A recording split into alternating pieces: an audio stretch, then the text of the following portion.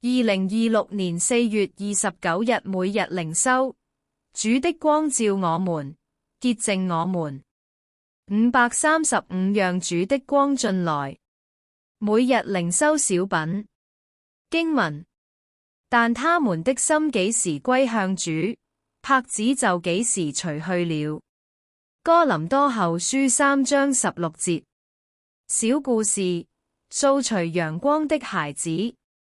有兩兄弟走進一間窗戶緊閉、非常黑暗的小房間，他們看到外面燦爛的陽光，便商量說：我們可以一起把外面的陽光掃一點進來。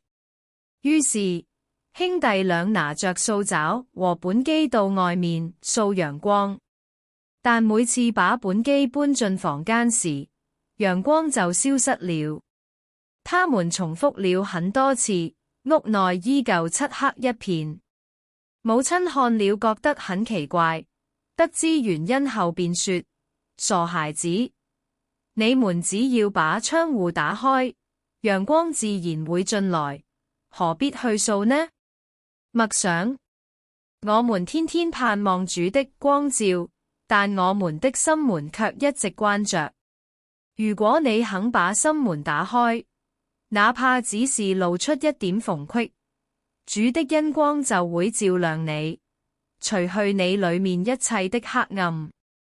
禱告：親愛的天父上帝，你對我們的愛護總是不離不棄，但我們的心卻時常偏離你。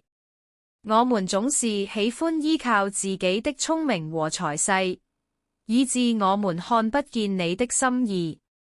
求主憐憫我們，靠着你的恩典，我們願意將我們的心再次轉向你，把那些阻隔的帕子除去，使我們得見你的榮光。禱告是奉主耶穌基督的名，阿門。